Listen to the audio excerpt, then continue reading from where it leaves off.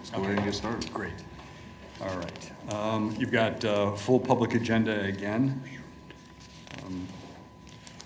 On page 2, at the bottom is unfinished business. It's the non-discrimination ordinance. You asked for that to come back. As you know, it's going to come back in a different form, and so we'll be recommending that it be given first reading instead of being second reading. It's the policy intent is similar to what was approved previously, but there are now enforcement mechanisms that are outlined in the document. So process-wise, since this is a new ordinance and we did a first reading on the one that we passed on the 15th, do we have to cancel that one, or what do we do? Because that was supposed to have a second reading, and it's not going to. Yeah, so Jennifer and I have talked about that. If you don't bring it up for second reading, it just dies, correct? And then you then bring this up as first reading. Okay. Yeah. Okay. So you don't have to take a formal vote on a second reading and have it fail on second reading? In this case, I don't believe you do, but that's your prerogative, I think. There would be no vote, no action. It would Right. fail for lack of action. Because often second readings are on consent, but this would not be getting. So there is no second reading on consent later in the agenda? That is correct, there is not, right. So someone would actually have to make a motion to consider the second reading of the other item. If you don't do that, it dies, and then you have the first reading of this. Okay. And Jennifer, it can't be brought up some other time if it dies for lack of action at this meeting? Sorry to put you on the spot. Mostly. Well, it could be brought up, if somebody wanted to bring it up, right? Or do you, I mean, it's been.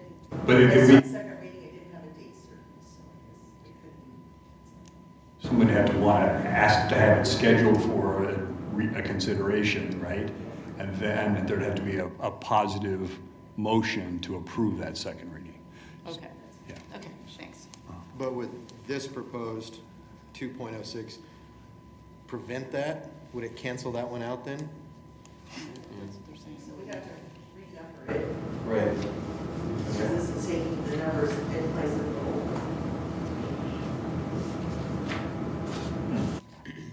Okay. And do we have by policy that second readings are automatically the following week? I believe that we do.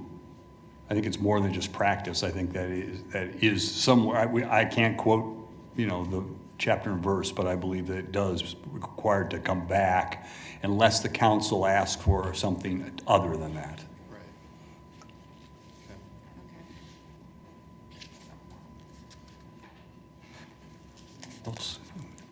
Page 3, got a busy agenda for you.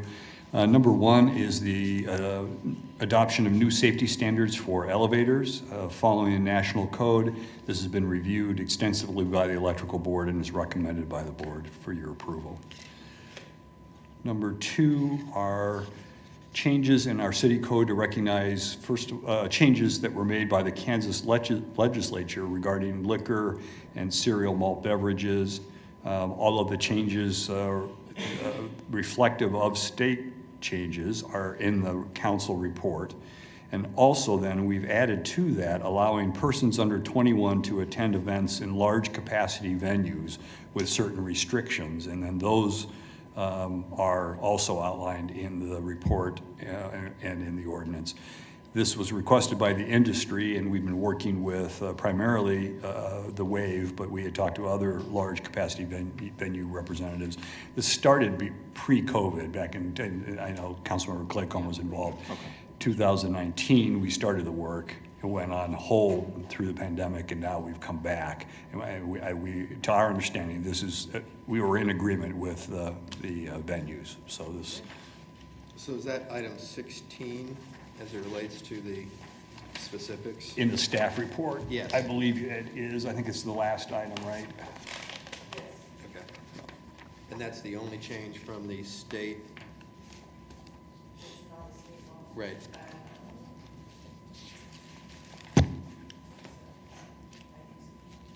Okay.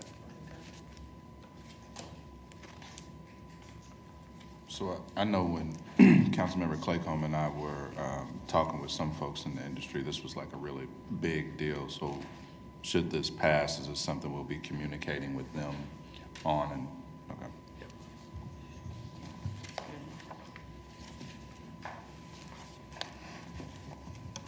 okay. Okay.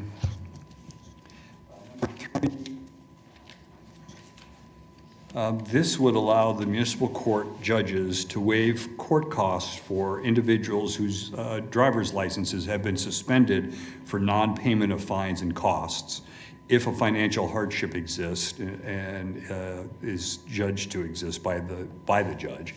And this is consistent with changes that have been made at the state level, again, to allow offenders to get their licenses back and basically to make it easier for them to get back to work. We have had conversations with folks about these types of changes for probably 10 years. And this is, because of what's being done at the state level, this makes it easier for us now to make a difference in terms of getting licenses back in people's hands.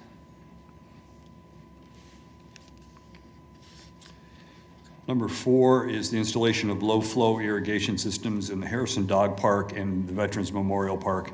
Cost of the project is $100,000. Item 5 on the bottom of page 3 and item 6 at the top of page 4 would both allow a developer to privately contract for the design and construction of subdivision public improvements. Is that the third time that's happening now? Third or fourth? At least 4, I think. So it sounds For like, residential, I think this is the third. We've had one commercial project that was done this right. way. So this is working then. Seems to be, where your approvals, the commercial was a while ago. The residential has all been recent. Right. And so, but it appears to be. How are you today? Is Gary on there? Who's? This is Alan. I don't see Gary on here, but I Okay. can tell you that, yes, it's been very successful. So we started off more with kind of a pilot approach, but we think this is going to become more common. Okay. Thank you, Alan. Number 7 is approving the review committee's recommendation to select Rockland Properties proposal for the purchase and development of 18 acres of ground in the vicinity of Kellogg and Webb. And that would authorize staff to negotiate a final agreement with Rockland Properties. Number 8 is first of all, approval of the submission of a letter of interest to the EPA for WIFIA funding of our wastewater plant improvements needed to meet the new BNR requirements. And it would also extend the contract with Garver for a short period of time as our owner's advisor while we negotiate a new agreement. And then we've got a number of non-consent planning agenda items. The first one is in District 6, and I believe it has valid protest petitions, and that's why it's here in front of you. Number 2 is in District 1, and I believe there's a difference between MAPC and DAB recommendations. Number 3 is in District 3. MAPC recommended approval, DAB recommended denial.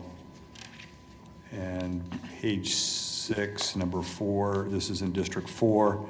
I believe that there was a valid protest petition filed for this one. It was 19.9%. Yeah, I saw You're that. rounding up? That's why I have to ask staff. After I saw that, that's why I said I believe.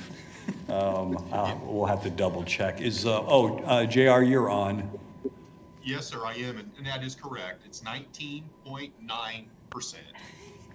So we round up? Rounds So, up? so how does that meet the 20% threshold or fall just short? No, sir, it does not. It follows short, so a simple majority could approve it. Okay, I apologize for doing this in the middle of this meeting, but why is it on the non-consent agenda then? Because there is a protest petition, and they were valid protest petitions. Okay. It just doesn't rise to the 20% threshold to require the supermajority vote. Okay. Tuesday's gonna be fun. Yeah. On the bottom of page 6, this, on the non-consent airport agenda, we would approve lease extensions for 4 facilities with Textron at the Eisenhower Airport through 2026, with escalating lease payments during that period of time. And then the idea is this is a short-term extension, and these would roll into a master lease for all of the Textron property, which we'll negotiate before 2026 or by 2026. So all of their property will be eventually under one lease. And the council report shows the escalating lease payments. I have nothing on page 7, nothing on page 8. On page 9, number 6, due to the pandemic, the developer, Vantage Legacy, has asked for an extension of its option to utilize 108 spaces, or excuse me, to lease 108 spaces in the 121 South Emporia garage. Number 8 is the submission of a grant, excuse me, thank you, for ARPA funds that are available from the state library system. If successful in receiving grant funds, this would allow the library to purchase new Chromebooks and laptops for use by patrons in the library, in the main library. That's all I have on page 9. On page 10, number 11 is the allocation of almost $222,000 in JAG grant funds for police equipment and training.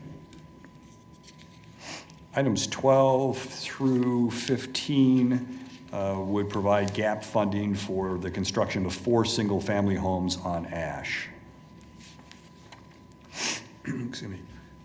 Page 11, number 16, is an amendment to the CARES Act funding agreement with Wichita Family Crisis Center to allow them to continue to utilize these dollars for clients' hotel expenses for referrals to temporary housing for their program participants.